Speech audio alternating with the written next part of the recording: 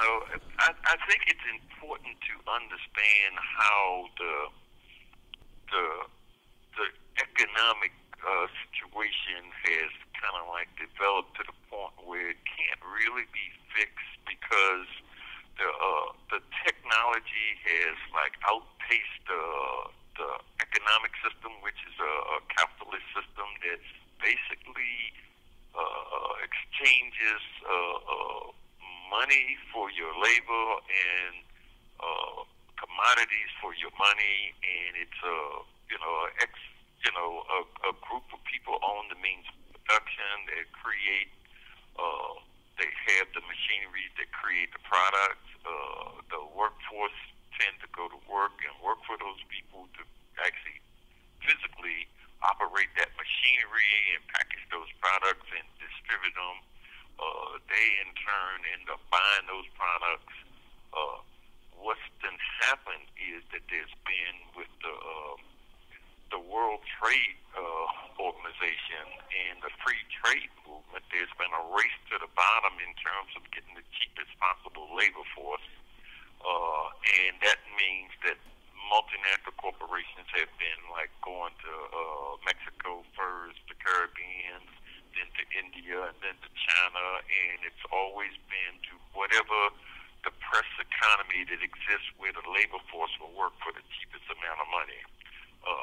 That in turn has created a conflict among all the multinationals in terms of who can reduce the bottom line, and that's the cost of labor, the cost of pension, the cost of health care, etc.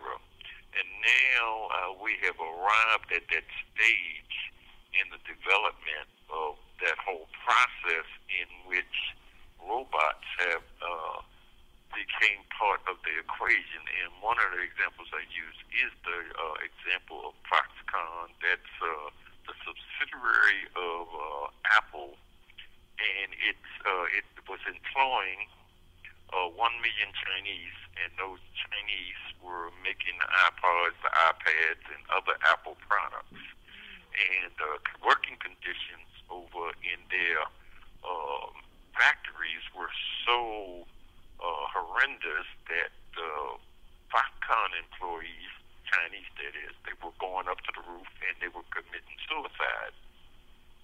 The World Health Organization put Foxconn on a suicide watch list and forced them to hire people to kind of like watch out for the workers.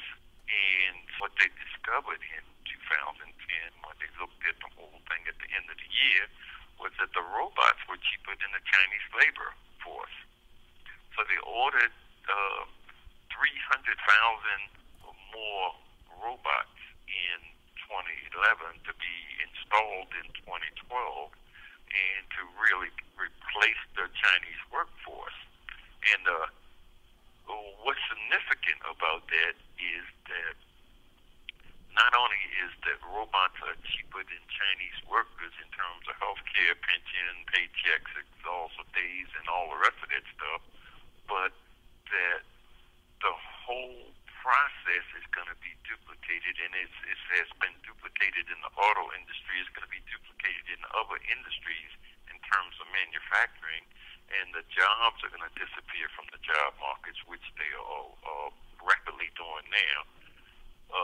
And automation and cybernation is going to replace, that's robots and computers are going to replace the labor force, and it's going to be permanently unemployed. And I think we see that now on the ground in most the industrial societies. The unemployment rate is skyrocketed, and there's just permanent unemployment to the point where that even young people with college degrees can't even get employment anymore. And that's because the technology has made them obsolete.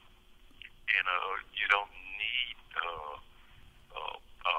200 clerks keeping medical records when you can have a data processing center in India with 10 people and computers keep all the records that the 200 clerks were keeping at one time for, say, said hospital. So that stuff is duplicating itself over and over again, and so when the workforce in turn become unemployed, the consumers no longer have money to buy the product, and then the product in turn is just sitting there, and so the economy at some point stagnates, and then at some point it stalls. But in the meanwhile, people still have to eat. People still have to have clothes. People still have to have housing. People still need health care and the rest of that stuff. And without without employment or benefits, they can't have that kind of stuff. And so that's actually collapsing the economics of the city-state, or, well, the state's the arrangement. They can no longer take care of the population. And so initially their thing is, well, we're not bringing in enough money, we're not raising enough revenue, and so we can't supply these benefits, and we need to cut these benefits, but at the same time, the population that need those benefits are growing.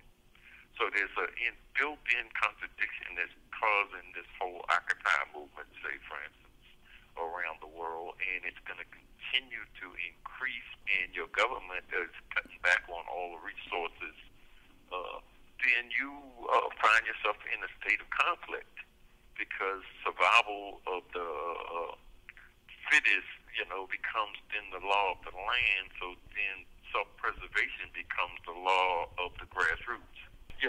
That's what we're looking now. We're watching,